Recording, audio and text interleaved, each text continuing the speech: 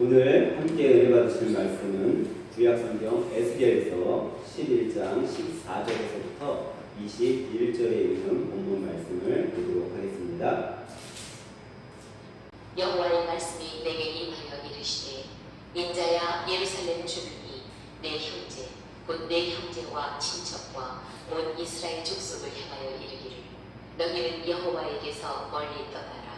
이 땅은 우리에게 주어 기업이 되게 하신 것이라 하였나니 그런즉 너는 말하기를 주 여호와의 말씀에 내가 비록 그들을 멀리 이방인 가운데로 쫓아내어 여러 나라에 흩었으나 그들이 도달한 나라들에서 내가 잠깐 그들에게 성소가 되리라 하셨다 하고 너는 또 말하기를 주 여호와의 말씀에 내가 너희를 만민 가운데에서 모으며 너희를 흩은 여러 나라 가운데에서 모아내고 이스라엘 땅을 너희에게 주리라 하셨다 하라.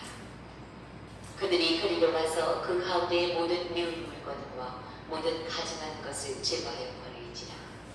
내가 그들에게 한 마음을 주고 그 속에 새 영을 주며 그 몸에서 돌 같은 마음을 제거하고 살처럼 부드러운 마음을 주어 내 윤례를 따르며 내 규례를 지켜 행하게 하리니 그들은 내 백성이 되고 나는 그들의 하나님이 되리라. 그러나 미운 것과 가증한 것을 마음으로 따르는 자는 내가 그 행위대로 그 머리에 갚으리라. 나 주 여호와의 말입니다. 네, 본문 말씀까지 보도록 하겠습니다. 할렐루야. 오늘은 우리 옆에 분과 이렇게 인사하도록 합니다. 옆에 분 보면서 회복하세요 하고 인사하도록 합니다. 회복하세요. 네. 여러분 회복이 무엇일까요? 회복하세요 하고 인사했는데 회복이 무엇일까요? 사전에서는 회복은 원래 상태로 돌이키거나 원 상태를 되찾음이라고 얘기하고 있어요. 그러니까 회복이라는 것은 우리가 뭔가 예전으로 이렇게 돌아가는 것, 예전에 내가 좀 좋았었던 것, 아니면 온전했었던 것, 그때로 돌아가는 걸 이렇게 회복이라고 합니다. 여러분 오늘이 교회력으로 따지면 성령 강림 주일입니다. 성령 강림 주일은 오순절날 예수님께서 이제 승천하시고 오순절날 마가의 다락방에 120명의 제자들이 모여서 기도할 때 성령이 인재가 나타난 그 사건을 우리가 기념하기 위해서 우리가 성령 강림 주일로 예배를 드리는데 사실 성령 강림 사건을 기념하는 것도 있지만 사실 우리가 교회의 시작이 마가의 다락방에서 시작됐다고 얘기를 하잖아요. 그래서 어떻게 보면 이 성령 강림 주일은 교회로 따지면 교회의 생일이라고 할 수 있어요. 우리가 예수님 생일인 성탄절에는 막 케이크도 자르고 막 그러잖아요. 근데 사실 어떻게 보면은 교회의 생일인 성령 강림 주일에도 어떻게 보면 이런 행사가 좀 필요하기도 한 거죠. 근데 사실 이 성령 강림 주일이 교회의 시작, 교회의 생일날일 수도 있고 아니면 성령의 임재하심이 있는 그런 사건이기도 하지만 더 중요한 것은 우리 성령 강림에 대해서 우리 개인적으로 봤을 때 여러분과 제가 신앙생활하는 개인적으로 봤을 때는 성령 체험이 너무나도 중요하기 때문에 성령 강림에 대한 사건을 우리가 좀 살펴볼 필요가 있다는 거예요. 신앙생활하는 부분 속에 있어서 어떻게 보면 우리가 신앙생활을 할 때 처음에 신앙생활을 하고 교회에 나올 때는요 뭔가 열정이 있어요 사람들이. 그리고 열정이 있고 처음 막 예수님을 믿었을 때는 뭔가 내 안에 정말 어떻게 보면은 세상 사람들이 생각했을 때 신적인 그런 느낌들이 막 들 때가 있어요. 그리고 이거 예수님이 인도해 주시는 건가? 그래서 나도 모르게 신앙생활에 불이 막 타오르듯이 지펴져요. 근데 어느 순간 나도 모르는 사이에 또 어떻게 돼요? 신앙생활이 익숙해져 버리는 것을 느낄 수가 있다. 그냥 주일이면 의무적으로 교회에 나오고 또 예배 시간에는 그냥 의무적으로 예배 시간에 앉아있고 또 때로는 졸음을 이겨내면서 그냥 그 시간에 앉아있다가 오게 되는 경우가 있다는 거예요. 이게 왜냐면요 우리가 신앙생활을 딱 할 때 어느 정도 처음에 이제 열정을 가지고 막 불타오르게 신앙생활을 하다가 어느 순간에 도달하잖아요. 그 시점이 됐을 때 여러분과 저에게는 믿음이라는 게 생겨요.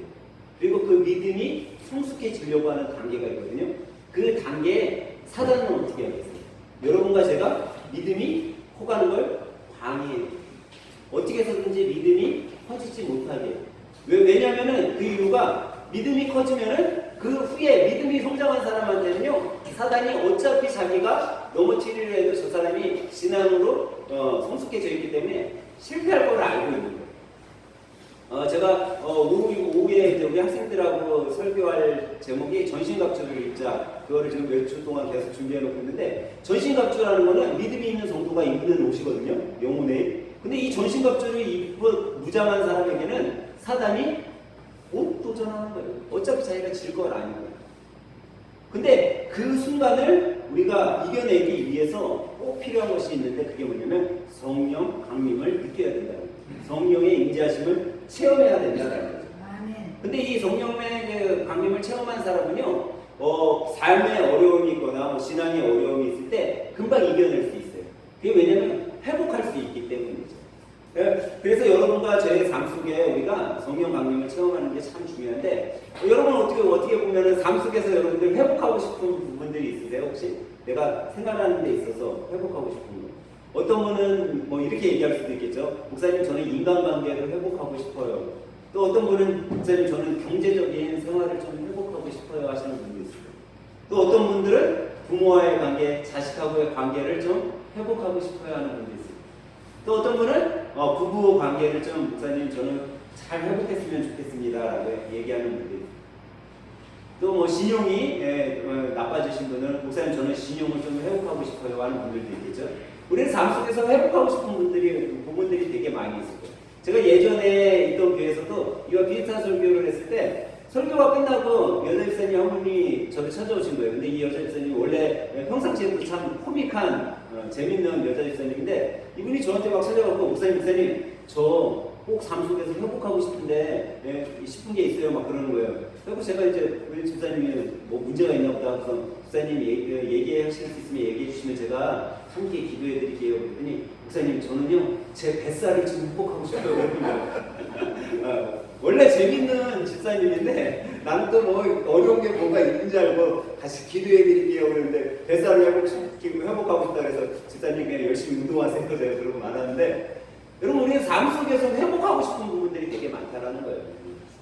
근데 특별히 이런 회복하고 싶을 때 어떤 생각이 드냐면, 내가 정말 뭐 어려움에 처해졌을 때는 그런 생각을 하게 돼요. 누가 날 좀 도와줬으면, 내가 지금 너무 힘든데 누가 날 좀 회복시켜줬으면, 누가 내 손을 잡아줬으면 하는 그런 생각을 하게 된다는 거죠.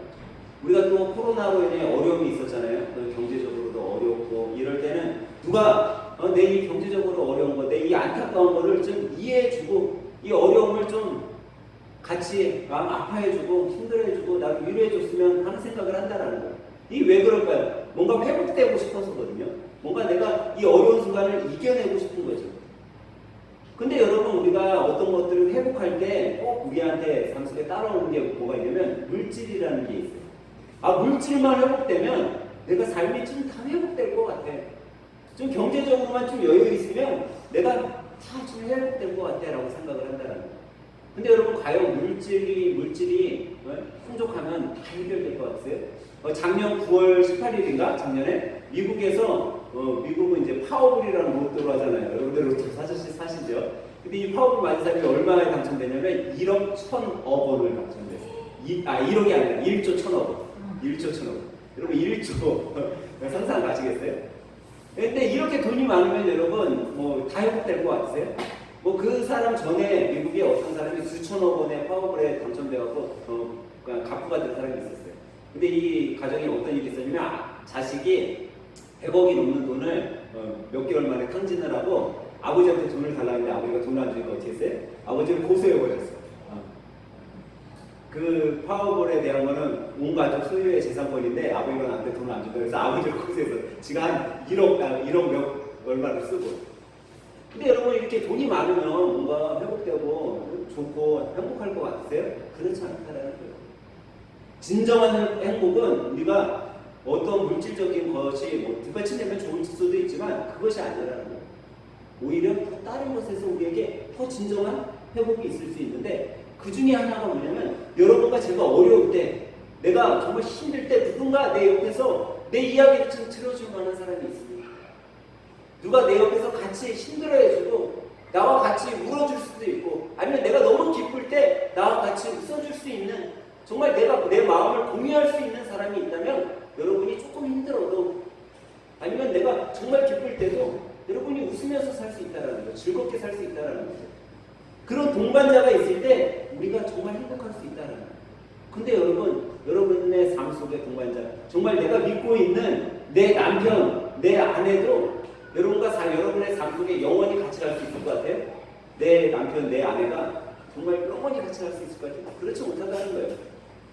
언젠가는 우리는 다 이별하게 돼 있어요. 죽음으로 인해서도 이별할 수 있다는 거죠. 근데 여러분과 저의 삶 속에, 우리의 신앙의 생활 속에 영원히 동반해 줄 수 있는 분이 계시다는 거예요. 그분이 오늘 여러분과 제가 살펴볼 성령님이라는 분이에요. 이 성령님은 여러분과 저의 삶 속에 항상 함께 해주는 동반자가 되어줄 수 있고 영원히 우리 편에서 서주실 수 있는 분이라는 거예요. 사람은 언제 돌아설지 몰라요. 사람은. 근데요, 성령님은 내가 성령님을 외면하지 않느나 그 성령님이 나를 외면하지 않으신다는 거예요. 왜냐하면 예수님께서 이 땅에서 생명까지도 우리를 위해서 주시고 가시면서 나 대신에 보내주신 분이 성령님이기 때문에, 그러니까 생명까지도 주신 분이 나에게 다른 거는 못 내주겠냐는 거예요. 다른 어떤 물질, 어떤 상급, 어떤 내 편의, 어떤 내 마음 이런 것들을 들어주시지 않겠냐는 거죠. 여러분, 제가 종종 여러분들에게 말씀드리지만 하나님은 여러분과 제가 어떻게 살기를 원하신다고요? 우리가 어떻게 살기를 원하세요? 행복하게 살기를 원하신다는 거예요. 여러분과 제가 행복하게 살기를 원하시기 때문에 성령님이 여러분과 저에게 대한 관심사 중에 하나가 뭔지 아세요? 여러분과 제가 행복하냐라는 거예요. 행복하게 지금 지냈냐라는 거죠. 과연 행복 속에서 너희들이 잘 살고 있냐라고 생각하시는 거죠. 존 스투트라는 목사님이 있는데 이 목사님이 무슨 말을 했냐면요. 만약 성령님이 계시지 않다면 여러분과 제가 그리스도인의 제자가 되는 거 이거는 있을 수 없다라는 거예요. 성령님이 있기 때문에 여러분들이 그리스도인의 제자가 됐고 지금 여기서 예배드리거든요. 만약 성령님이 없다면 성령님은 진리의 영이라고 그랬잖아요. 진리의 영이 없으면 우리가 어떤 말씀을 들어도 깨달음이 없다는 거예요. 신앙생활을 할 때 이 말씀이 이런 거였나? 라는 깨달음이 왔다면요. 내 안에 지금 성령님이 와 계신 거예요. 내가 말씀을 보다가 이 말씀이 이런 말씀이었구나 라는 생각이 들잖아요. 그러면 내 안에 지금 성령님이 내주하시고 왜? 진리의 영을 우리들에게 깨달음을 주신다고 했기 때문에. 그리고 만약에 성령님이 계시지 않다면요. 우리가 연합할 수 없어요. 우리 교회 식구들도 다 다른 개개인의 모습들이에요. 다 다른 인격체로 이곳에 오시고요. 근데 이 다른 인격체들이 어떻게 하나로 모여서 예배를 드릴 수 있냐는 거죠. 성령님이 계시기 때문에 있다는 거예요. 만약에 성령님이 계시지 않으면요. 성령님은 우리들에게 영적 호흡을 해주시는 분이거든요. 여러분, 호흡이 끝이면 어떻게 돼요? 사람은 죽게 됩니다. 성령님이 우리 안에 있지 않으면요. 교회는 죽은 거나 다릅니다. 그래서 교회는요. 항상 역동적이어야 돼요. 성령님의 운행하실 가운데 움직여줘야 돼요. 새로움이 있어야 돼요. 그렇지 않으면요. 우리 교회도 어느 순간 문 닫을지 모릅니다. 그렇기 때문에 이 존스톤 목사님은 성령님이 이렇기 때문에 분명히 계시다라고 얘기하고 있는 거예요. 그럼 여러분, 우리 신앙생활 할 때 여러분들 그런 생각 들잖아요. 목사님, 저도 성령 충만하게 살고 싶어요. 성령 충만을 경험하고 싶어요. 성령을 경험하고 싶어요. 라고 얘기할 수 있을 거예요. 저는 오늘 여러분들이 오늘 말씀 가운데 성령 충만한 사람들이 되시길 주님의 이름으로 간절히 축원합니다. 세상 사람들은요, 우리를 보고서는요, 이렇게 얘기할 때가 있어요. 어떻게 교회 다니는 사람이 저럴 수가 있어? 어떻게 예수님 믿는다고 하면서 저럴 수가 있어? 왜 이런 얘기를 할까요? 뭔가 예수님을 믿는 사람, 교회 다니는 사람은 자기들과 좀 달라야 된다라고 본인들도 이 생각을 하고 있는 거예요. 이미 본인들 마음속에 예수님 믿는 사람은 좀 달라야 돼. 예수님 믿는 사람, 교회 다니는 사람 좀 달라야 돼. 그건 무슨 얘기예요? 우리가 그 세상 사람들보다 어떤 거예요? 한참 높은 곳에서 살고 있는 사람이라고 이 사람들도 인정해주고 있는 거예요. 그런데 우리가 그 세상 사람들하고 똑같은 삶을 살고 있다 그러면 하나님께서 과연 좋아하시겠냐? 왜? 세상 사람들은 우리를 다르게 보고 있는데. 그러면 우리가 어떻게 해야 되겠어요? 내가 성령 충만한 사람으로 살아야 된다는 거예요. 그 사람들과 세상 사람들과 다른 모습으로 살아가야 된다는 거죠. 근데 왜 우리는 그렇게 살지 못할까요? 우리는 나약하기 때문이에요. 우리 사람들은요, 다 나약해요. 우리는 뭔가 부족해요. 근데 왜 성령 충만하지 못하냐? 이 나약함과 부족함 속에 여러분과 제가 정직해지잖아요. 그러면 우리는요, 성령 충만한 사람이 될 수 있어요. 내가 정직해지지 않기 때문에 성령 충만함을, 성령 체험을 하지 못하는 거예요. 내가 뭔가 나를 숨기고 있는 거예요. 여러분, 뭔가 내가 사람들 앞에 내 모습을 다 드러내고 살면은 그 사람들이 나를 없인 여길 것 같고 내가 어떻게 보면 약해 보일 것 같고 그렇잖아요. 근데 그렇지 않다라는 거예요. 하나님께서는 우리가 오히려 더 우리를 드러냈을 때 우리가 더 강해질 수 있음을 이야기해 줘요. 사도 바울은요, 우리들에게 이렇게 말씀하셨어요. 사도 바울도 내 안에서 내적 전쟁이 있었어요. 그래서 로마서 7장 21절 24절에 보면 이렇게 말씀해요. 그러므로 내가 한 법을 깨달았노니 곧 선을 행하기 원하나 나의 악이 함께 있는 것이로다. 내 속사람으로는 하나님의 법을 즐거워하되 내 지체 속에 한 다른 법이 내 마음의 법과 싸워 내 지체 속에 있는 죄의 법 아래로 나를 사로잡아 오는 것을 나는 보는도다. 오라 나는 공고한 사람이로다. 이 사망의 몸에서 누가 나를 건져내랴. 바울 사도도요, 내적 마음속에 전쟁이 있었어요. 그건 뭐냐면 내 안에는 선한 법이 있고 이 선한 법과 싸우는 악한 법이 있다. 항상 이 두 가지의 법이 싸우고 있다는 거예요. 내 선한 법은 야, 오늘 교회 가서 목사님 말씀에 좀 집중하고 잘 들어야지. 오늘도 목사님이 성경 말씀을 통해서 어떤 유익한 말씀을 나에게 주시려고 하나 내가 좀 집중해야지 하는 마음이 있어요. 근데 또 한 법은요, 목사님 설교 시간에 좀 못 듣게 해야지. 야, 내가 저거 들으면 믿음 성숙하게 만드는 거잖아. 못 듣게 해야 되겠다라는 법이 싸우고 있다는 거예요. 근데 그건 왜 그럴까요? 우리가 약하기 때문에 그렇다는 거예요. 우리가 약함 속에서 이겨내려 싸워야 된다는 거예요. 여러분, 오후 시간에 예배 드릴 때 보면 여러분 졸리세요? 안 졸리세요? 오후 시간에? 무척 졸려요. 제가 주일날 여러분들에게 부탁하는 것 중에 하나가 토요일날은 다른 날은 좀 12시 넘어서 주무셔도 토요일날만큼은 11시 전에 내가 꼭 주무시라고 하는 이유가 뭐예요? 여러분 11시 정도에 주무시면요, 11시쯤에 자요. 12시 전에 자면은 그래도 아침에 우리 교회는 아침 일찍 교회 안 오잖아요. 네?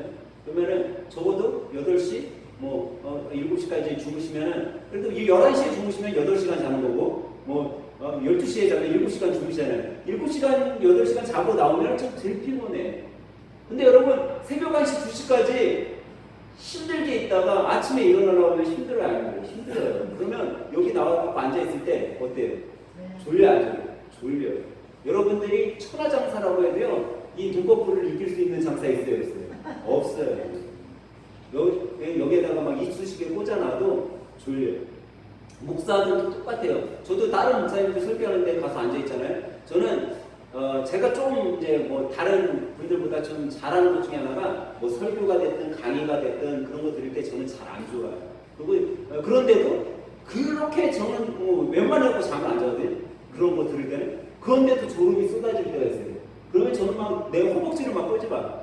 안 졸고 들으려고. 그런데도요, 막 눈꺼풀이 막 덮일 때가 있어요. 근데 그거는요, 육신은요 약하기 때문에 피곤하기 때문에 피곤을 못 이겨요. 그래서 제가 토요일 날에는 좀 일찍도 주무시고 그러고선 주일날 오시라고 얘기하는 이유가 그런 이유에서 중요한 거예요. 근데 이 나약함 속에 내 안에서 싸운다라는 거예요. 야, 좀 이겨내. 너는 이겨내고 할 수 있어. 또 하나는 야, 어저께 밤새 난 새벽에 잤는데 어떻게 안 잘 수 있냐. 좀 자도 돼. 사도 바울 역시 이런 내적 갈등이 있었어요. 근데 그거는 사도 바울에게만 있었던 것이 아니라 현대를 살아가고 있는 여러분과 저에게도 똑같다라는 거죠. 근데 이 내적 전쟁은요, 여러분과 제가 이겨낼 수 없다는 거예요. 우리의 힘으로는 이겨낼 수 없다는 거예요. 우리의 영적 싸움은요, 내가 이길 수가 없어요. 그래서 우리가 어떻게 해야 돼요? 성령님의 도우심을 구하는 수밖에 없다는 거예요. 성령님이 이겨내게 해주셔야지 우리가 이길 수 있어요. 그러면 여러분, 성령님이 내게 임하면, 성령님을 내가 체험하면 어떤 일이 일어나겠냐는 거예요. 우리 삶 속에. 저는 오늘 여러분들과 함께 성령님이 우리들에게 임했을 때 어떤 일이 일어나는지에 대해서 생각해 보므로 함께 은혜를 나누려고 합니다. 첫 번째로 성령님이 우리에게 임하면요, 지금까지 여러분들이 죄로 인해서 빠져 있었던 그 죄로부터 자유로워진다는 거예요. 오늘 본문 말씀 15절에 보니까요, 이렇게 말씀하고 있어요. 인자야 예루살렘 주민이 내 형제 곧 내 형제와 친척과 온 이스라엘 족속을 향하여 이르기를 너희는 여호와에게서 멀리 떠나라. 이 땅은 우리에게 주어 기업이 되게 하신 것이라 하였나니 라고 되어 있어요. 여러분 좀 이해가 좀 잘 안 되는 말씀이죠. 좀 어렵죠. 이게 무슨 말씀이냐면 이스라엘 백성들이 이제 바벨론의 포로로 붙들려 가게 돼요. 근데 그 바벨론의 포로로 붙들려갈 때 이스라엘 전체가 붙잡혀간 것이 아니라 일부만 바벨론으로 붙들려가게 되었어요. 그러니까 이스라엘에도 아직 남아있어요, 안 남아있어요? 남아있어요. 바벨론에도 붙들려간 포로들이 있고요. 근데 이 이스라엘에 남아있는 백성들 중에 이렇게 얘기를 하는 거예요. 야, 이스라엘에 붙들려간 너희들 있잖아. 너희들 왜 이스라엘로 붙들려가는 줄 알아? 너희들 하나님의 저주를 받은 거야. 너희들이 하나님 앞에 똑바로 살지 못하고 의롭게 살지 못하고 불의하게 살았으니까 너희들은 당연히 바벨론에 가서 포로 생활을 해야 마땅해. 그리고 이제 하나님께서 우리를 축복해 주셔가지고 이스라엘 땅을 누구에게 줬어? 우리에게 줬어. 라고 얘기를 합니다. 근데 여러분이 잘 알듯이 바벨론의 포로로 붙들려간 이스라엘 백성들 중에 사자굴에 들어가고 풀무불 속에 던져진 누가 있었어요? 누가 있었어요? 사자굴에 들어가고 풀무불 속에 들어가는 누가 있었어요? 생각 하나도 안 나세요? 다니엘과 세 친구들이 있었잖아요. 다니엘과 세 친구들은 의로워요, 안 의로워요? 의로운 사람들이었어요. 왕의 진미도 안 먹었었고 왕의 명령도 하나님의 법과 달랐기 때문에 자기 생명을 드러내고 어길 수밖에 없었어요. 근데 그런 의로운 사람들도 우리가 분명히 알듯이 있었어요. 그렇다면 이스라엘에 남아있는 사람들은 다 의로하냐? 그렇지 않다는 거예요. 지금 이렇게 상대를 비방하고 있는 이런 의롭지 못한 이스라엘 사람들도 있었어요. 근데 그들이 그렇게 얘기를 하는 거죠. 너희들은 저주받아서 포로로 갔고 우리는 하나님께 축복받아서 이제 이스라엘 땅이 우리의 것이 된 거야. 근데 이런 상황 속에서 이제 하나님께서 오늘 보면 에스겔 선지자에게 16, 17절에 이렇게 얘기하고 있어요. 그런즉 너희는 말하기를 주 여호와의 말씀에 내가 비록 그들을 멀리 이방인 가운데로 쫓아내어 여러 나라에 흩었으나 그들이 두다란 나라들에서 내가 잠깐 그들에게 성소가 되리라 하셨다 하고 너는 또 말하기를 주 여호와의 말씀에 내가 너희를 만민 가운데에서 모으며 너희를 흩은 여러 나라 가운데서 모아내고 이스라엘 땅을 너희에게 주리라 하셨다 하라라고 말씀하셨습니다. 이거 다시 말해서 뭐예요? 너희들이 비록 바벨론에 붙들려갔지만 너희들이 그곳에서 나를 잊지 않고 나를 거역하지 않고 성실하게 거룩하게 살면 다시 내가 너희들을 어떻게 해주겠다? 회복시켜 주겠다. 다시 모아서 내가 다시 이스라엘로 데려오겠다라고 에스겔 선지자에게 가르쳐 주는 거예요. 예언해 주시는 거예요. 지금 이 에스겔 선지자가 이스라엘 백성들에게 바벨론의 포로로 붙들려가 있는 사람들 또 이스라엘에 남아있는 사람들에게 이야기하고 있는 하나님의 명령. 그리고 난 다음에 18절에 가니까 어떤 일이 일어날 거라고 얘기하고 있어요. 18절에 그들이 그리로 가서 그 가운데 모든 미운 물건과 모든 가증한 것을 제거하여 버릴지라 라고 얘기하고 있어요.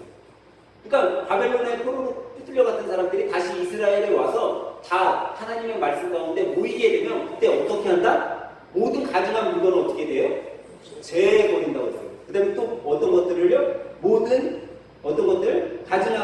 물건, 미운 물건과 모든 가증한 것을 제거버리겠다라고 얘기했어요.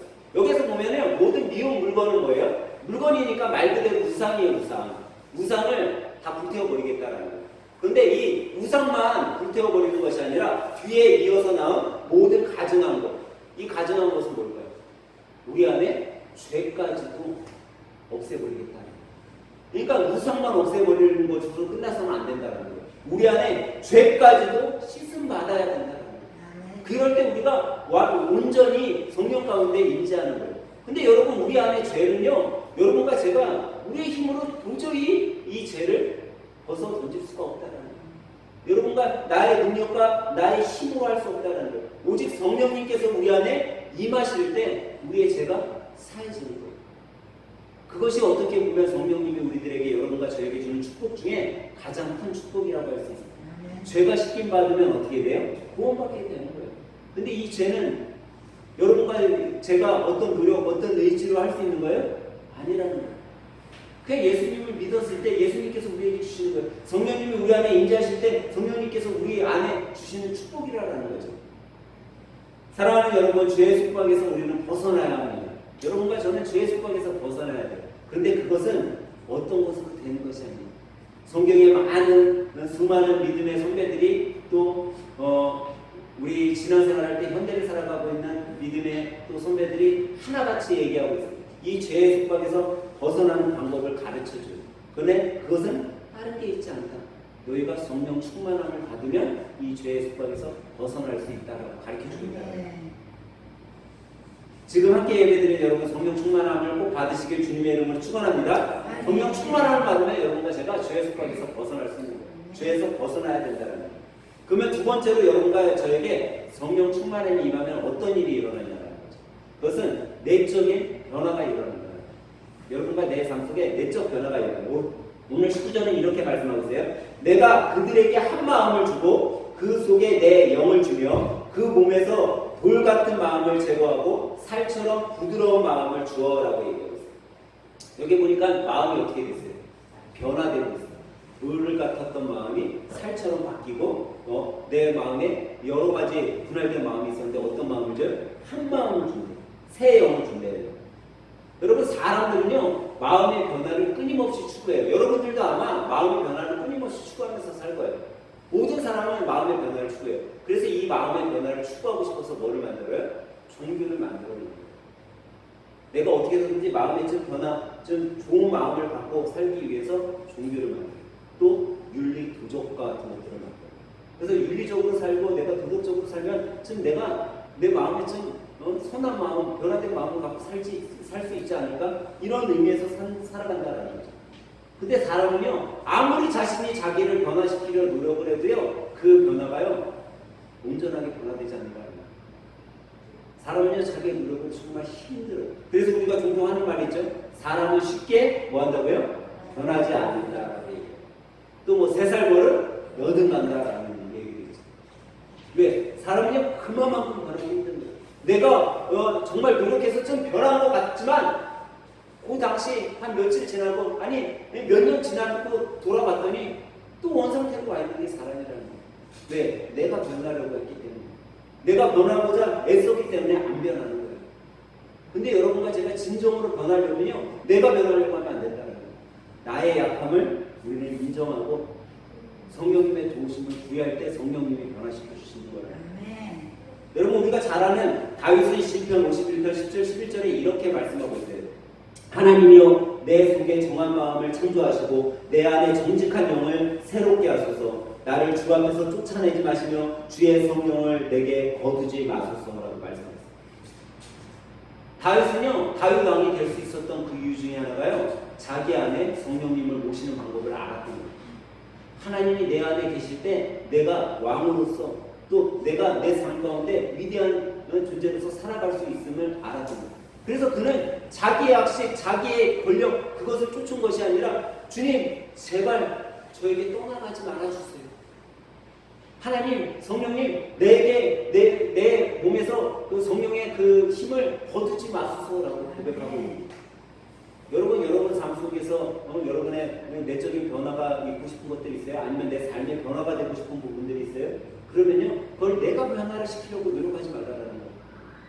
저는 지난주에 어떤 집사님하고 통화하다가 그런 얘기를 하시는 거예요. 목사님 저 좀 어려운 일이 생겼어요. 그게 뭔데요? 그랬더니 뭐 물건을 팔았는데 좀 어려움이 생긴 거예요. 그 물건이 빨리 도착해야 되는데 산 사람은 계약을 한 거잖아요. 며칠까지 물건을 받기로 계약을 한 거잖아요. 근데 이 물건이 분명히 뭐 회사에서는 내가 주문하면 며칠까지 도착하는 걸로 다 알고 있었는데 회사에서 뭐 배송하는 데서 딜레이가 되고 안 된대요. 근데 고가 제품이니까 이 고객은 빨리 갖고 와라. 송하고 나는 못 받았으니까 못 주고 있고 너무 어렵잖아요.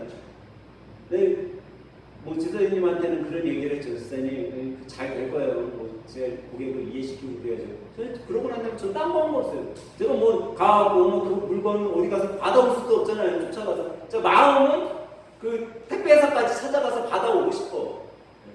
근데 그러지 못하잖아요. 그냥 목사가 뭐 하겠어요? 그냥 기도하는 거예요. 하나님 좀 그 고객의 마음을 좀 변화시켜 주세요. 하나님 배송이 좀 빨리 될 수 있게 좀 환경을 열어주세요. 하고 기도할 뿐이에요. 왜? 우리가 할 수 없다라는 거예요. 여러분과 제가 아무리 뭐 배송 빨리 되기를 했는데 이 배가 배에다가 싣고 오다가 배가 침몰해버려요. 그럼 그 빠진 그 배의 물건을 우리가 갖고 올 수 있어요? 없잖아요. 우리가 할 수 있는 일은 아무것도 없어요. 그냥 기도하는 거예요. 그런데 그럴 때 성령님께서 그 일을 행해 주실 수 있다라는 거예요. 저는 뭐 기도할 때 그러는 거죠. 그 고객의 마음이 변화됐어요. 여러분 고객의 마음이 변화되면 다 해결된 거야, 안 되는 거예요? 해결되는 거예요. 이 사람이 1일 날 받고 싶어 했는데 1일이 됐는데 안 나온 물건이 막 화가 났어. 근데 하나님께서 그 마음을 그냥 10일 날 받자라고 변화시켜 주시면 모든 문제는 그냥 해결되는 거예요. 내가 아무리 매달려도 안 되는 걸 주님께서는 해주실 수 있다라는 거예요. 여러분 사람은요 자기가 막 이렇게 하고 싶을 때 잘 안 되면 서운한 마음이 생겨요. 막 교회에서도 그런 경우가 많아요. 지금 우리 교회는 성도님들, 집사님들이 숫자가 적으니까 하는데 큰 교회는요 일하는 사람들이 많잖아요. 여러분이. 그래서 제가 큰 교회 성도들 많을 때 어떤 때 무슨 일이 있어서 교회 행사를 하면요 이제 집사님들 막 칭찬을 할 때가 있어요. 그래서 A 집사님, 뭐 B 집사님, C 집사님이 이번에 행사에 너무나도 수고 많이 하셨고 여러분들 좀 독려도 해주시고 축하한다고도 얘기해 주시고 그래도 해주세요. 그런데 저도 사람이니까 D 집사님을 같이 인사를 시켰어야 되는데 D 집사님을 빼먹었어. 왜 이 D분이 어때요? 어떤 마음이 들어요? 서운한 마음이 드는 거야. 서운한 마음. 근데요 성령님이 충만하면요 그 서운한 마음이 사라진다는 거예요.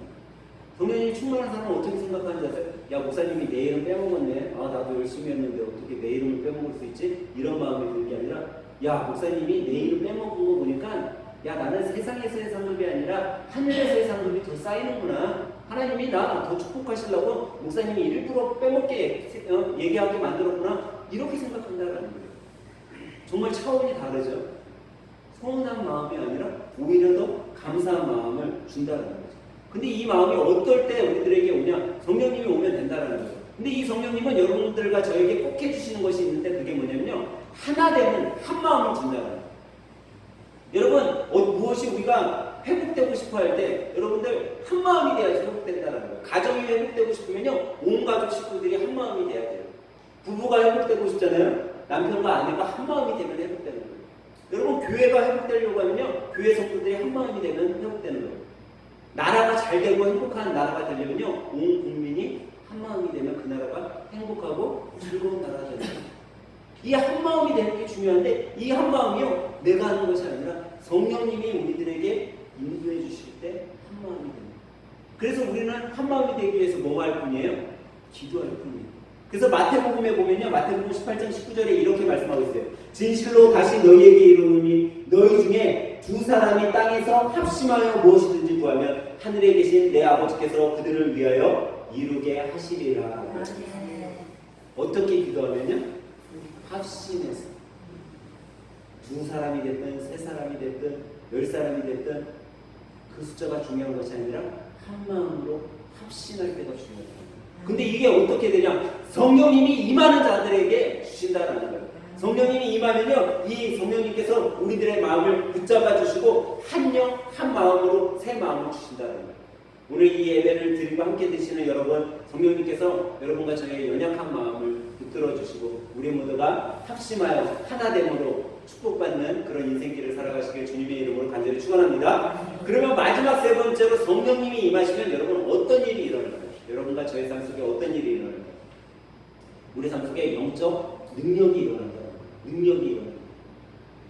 여러분 오늘 본문 말씀해 보니까 20절에 이렇게 말씀하고 있어요. 내 율례를 따르며 내 규례를 지켜 행하게 하리니 그들은 내 백성이 되고 나는 그들의 하나님이 되리라 라고 얘기했어요. 누가 내 하나님이 된다고요?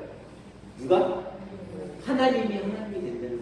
하나님이 나의 정말 온전한 주가 되신다는 거예요. 능력이 되어주신다는 거예요.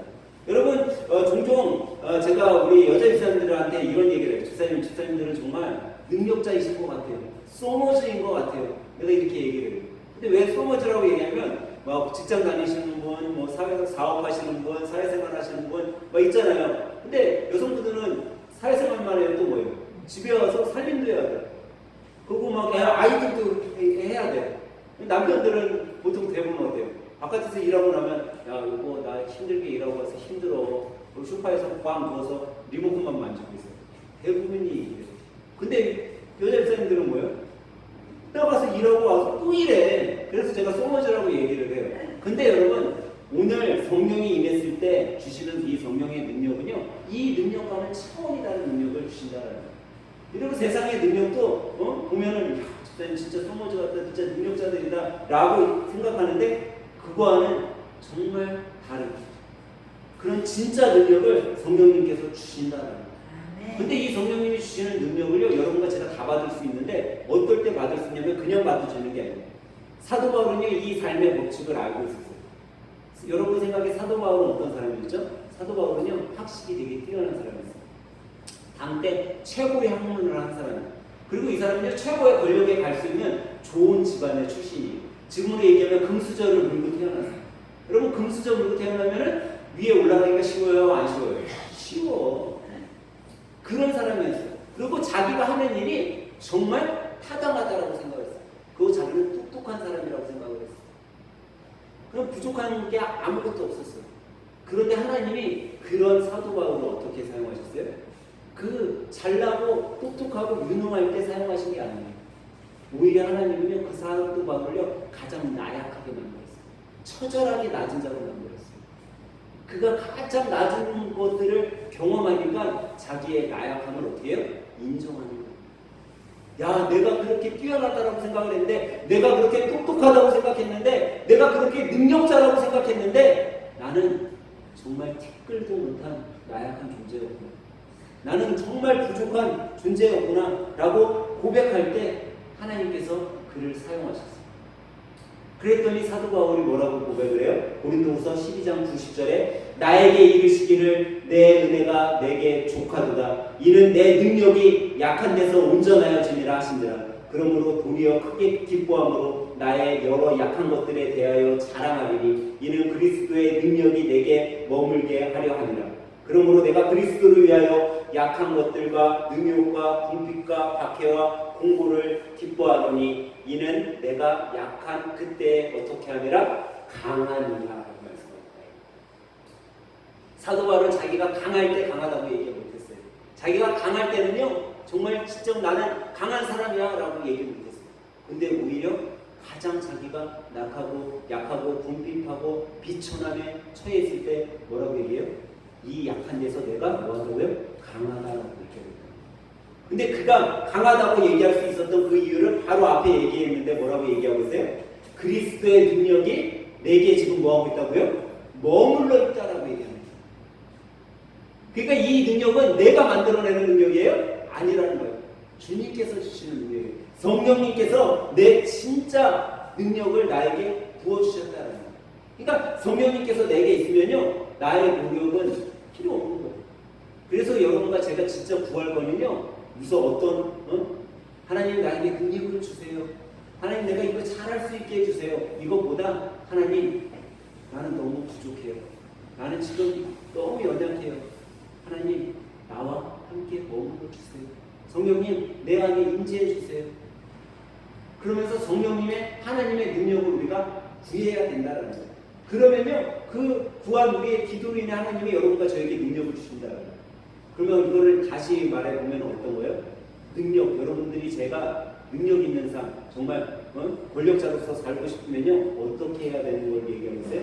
우리가 나의 능력을 위해서 노력하는 거, 그런 것도 물론 중요하겠죠. 필요하겠죠. 근데 더 중요한 것은 내가 그런 거에 쓰는 것보다 관계가 중요하다.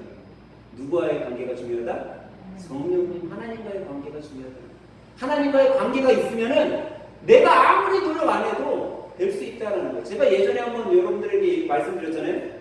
제가 입시할 때 우리 친구 중에 하나가 공부 못하는 애가 있었어요. 근데 얘가 우리 때는요, 내가 들어갈 학교를 정해놓고 그 학교에 가서 시험을 보는 거예요.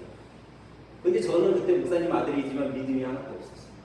근데 이 친구는요, 믿음이 너무 좋은 친구. 내가 얘를 보면요, 얘는 진짜 지금 제가 그 친구가 뭐하고 있는지는 모르겠는데 이 친구가 완전 목사님 될 애예요. 얘는. 삶 속에 그냥 크리스찬이 느껴지는 애였어요. 나는 목사님 아들인데도 삶 속에 그냥 깡패가 느껴지는 삶이었어요. 근데 이 친구가 공부를 반에서 한 중간보다 좀 잘했었던 것 같아요. 그래서 저는 그래도 공부를 좀 잘한 편이었고. 근데 얘가 연세대학교를 지원을 하는 거예요. 아니, 연세대학교 가려면 반에서 5등 안에 무조건 들어야 돼요. 우리 때 5등 안에 들어야지 그나마 연세대학교 써줬어요.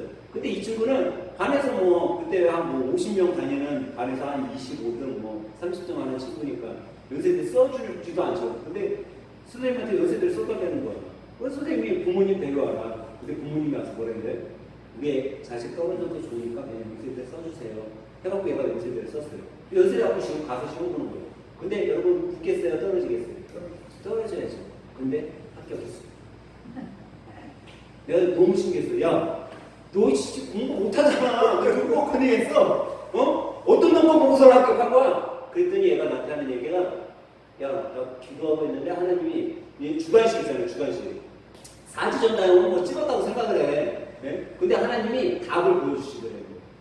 주관식을 거기에 우리 뭐 영화 같은 거 보면은 막 글자가 다다다닥 새겨지잖아요. 그런 식으로 보여주더래요. 그래서 얘가 그거를 그냥 하나님의 가르쳐준 대로 자기가 썼대. 연세학교 붙었어요. 근데 여러분 얘가 공부 잘하네요, 못하네요? 못하는 애예요. 그러니까 적응을 못하는 거야, 이놈이. 자기 실력으로 들어온 게 아니니까, 이 대학에. 그리고 얘가 휴학을 하고 재수를 1년 동안 진짜 열심히 공부해서 관양대를 들어갔어요. 그거는 이제 자기 실력으로 1년 동안 공부해서 들어갔죠. 여러분 이게 정말 우리 여러분 생각에 믿겨지세요? 나는 이걸 경험했으니까 믿겨지는 거예요. 이 친구를 봤으니까. 근데 여러분 그런 사람이 있는가 하면 죽어라 자기가 공부 죽도록 했어요. 나는 뭐 전교 1등이야. 나는 뭐 카이스트 정도는 그냥 들어갈 수 있어. 응? 뭐 우리 때 뭐 포항공대 카이스트 들어갈 정도면 전교 1등 하면 그냥 들어갔으니까. 그렇게 자신만만하게 하던 애들은요 떨어지는 애들이 있어요. 자기의 노력으로 자기의 실력으로는 될 것 같지만 여러분 하나님이 우리 그리스도인들에게 함께 해주시지 않으면요 내가 아무리 노력해도요 물거품 될 수 있다는 거예요. 더 중요한 것이 뭐예요? 하나님과 여러분과의 관계라는 거예요. 저도 한때 그런 생각을 하면서 살았어요. 나는 내 삶이 정말 나는 내 삶 너무 불행하다. 나는 이것으로 이제 끝이야. 나는 다시 회복될 수 없어. 난 절대 행복하지 않을 거야. 지금까지 나는 썼던 모든 시간 다 숲으로 돌아가는 거야. 나는 헛고생했어 라는 생각을 하면서 살았어요. 진짜. 그러고선 절망 가운데 살았어요. 나는 자살하는 사람들이 이해될 정도였어요. 내 삶 속에 그냥 저 사람들이 왜 죽나? 여러분들 죽을 힘을 갖고 살면 살지 왜 못 사냐 그러잖아요. 근데요 그런 상황에 처해지잖아요. 진짜 죽을 수 있겠다는 게 느껴진다니까요. 죽을 힘을 다해서 사는 것이 아니라 그냥 죽고 싶은 거예요. 그냥. 그런 것을 경험했어요. 근데 그때 내 안에 정말 아주 작은 촛불과 같은 불씨가 나한테 피어오고 야 나도 정말 좀 회복했으면 좋겠다. 아 나도 다시 행복했으면 좋겠다.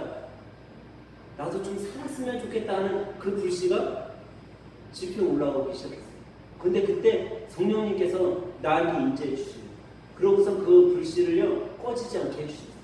그래서 제가 지금 여러분들 앞에서 이렇게 서 있을 수 있게 됩니다. 근데 그거는요 성령님하고의 나하고의 관계가 끊어지지 않았기 때문에 제가 이 자리에 지금 있게 됩니다.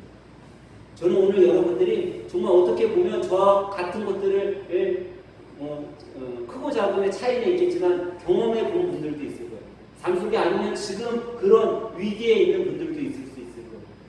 근데 여러분 그런 여러분들이 그때 꼭 하셔야 될 것이 있는데 그것이 바로 바울 사도가 얘기했었던 것처럼 나의 나약함을 인정해야 된다. 나는 정말 할 수 없어요. 나는 정말 도저히 아무것도 할 수 없어요. 그 나약함을 내가 인정하면요 그때 성령님이 여러분을 찾아와 주시는 거예요. 여러분을 만나 주시는 거예요. 그러면 여러분과 제가 그 능력 안에 정말 맛보지도 못했었던 능력자로 살아갈 수 있는 거예요. 어떤 오늘 우리는요 우리의 힘으로 해결할 수 없는 것들에 대해서 오늘 한번 생각해 보게 돼요. 성령님이 임하면 여러분들과 저는 우리가 해결할 수 없는 죄로부터 자유함을 얻을 수 있습니다. 성령님이 임하면 여러분들과 제가 해결할 수 없었던 그런 분열된 마음, 어떻게 보면은 나누어지려는 이런 것들이 한 마음으로 하나 될 수 있게 됩니다. 우리는 해결했어요. 또 이 성령님이라면 여러분들이 생각지도 못했던 능력자로 살아갈 수 있는 것들을 우리는 믿게 됐어요. 여러분 크리스찬은요 이렇게 생각을 해야 돼요. 크리스찬은 영적 경험을 하는 인간이 아니에요. 여러분들은 영적인 것을 경험하는 인간이 아니라 오히려요 인간의 삶을 경험하는 우리는 어떤 존재예요? 영적인 존재라는 거예요. 세상 사람들은요 영적인 것을 경험하고 싶어서 발버둥치지만 우리는 그냥 영적인 존재들이기 때문에 인간적인 삶을 그냥 경험할 뿐이에요. 한처럼 낮은 것을 경험하는 거죠. 오늘 예배를 드시는 여러분들 모두가 성령 충만하시길 주님의 이름으로 간절히 축원합니다. 그래서 여러분들 삶 속에 자존감을 좀 회복해야 돼요. 자존감이 확 회복되면요 이겨낼 수 있어요. 부부간의 자존감이 서로 남편들 자존감이 올라가고 아내도 자존감이 올라가면요 부부관계가 회복돼요. 내가 사업을 하는 데 있어서의 자존감이 높아지잖아요. 그 사업에 있어서 1인자가 될 수 있어요. 여러분 자존감이 없으면요 어떤 것들이 의뢰 들어왔을 때 나보자로 저 잘 못해요. 내가 이거 어떻게 할 수 있어요? 나 이거 못해요 하는데요 안 해봤는데도 그거 나 해볼 수 있을 것 같은데 내가 한번 해볼게요 라고 할 수 있는 거예요. 저는 오늘 예배 드시는 여러분들이 성령 충만한 가운데 정말 삶 속에서 자존감도 회복되고 성령 충만함으로 하나됨을 느끼고 그것으로 인해 정말 하나님이 원하시는 그런 행복한 삶, 성령님의 붙들려 삶으로 이번 한 주간도 성령의 능력에 힘입어 능력자로서 정말 사람들에게 주님의 사랑을 선포하며 살아가는 주님의 제자들이 되시길 주님의 이름으로 간절히 축원합니다. 그런 삶을 사시길 성도님들이 되시길 주님의 이름으로 간절히 축복합니다. 우리 다 같이 기도하겠습니다. 오늘도 말씀의 성령의 임재하심을 경험케 하시는 하나님 감사합니다. 우리 모두가 삶 가운데 항상 성령님의 증명하심을 경험하게 하고 그로 인해 나의 생각과 나의 힘이 아닌 오직 성령의 도우심으로 살아갈 수 있는 우리 모두가 되게 인도하여 주심을 감사합니다. 주님 나의 나약함을 알고 주님의 위대하심을 삶 가운데 느끼고 전하며 살아가도록 성령님 인도하여 주시옵소서. 보혜사 가운데 우리 가운데 계신 예수님의 이름으로 간절히 기도합니다. 아멘.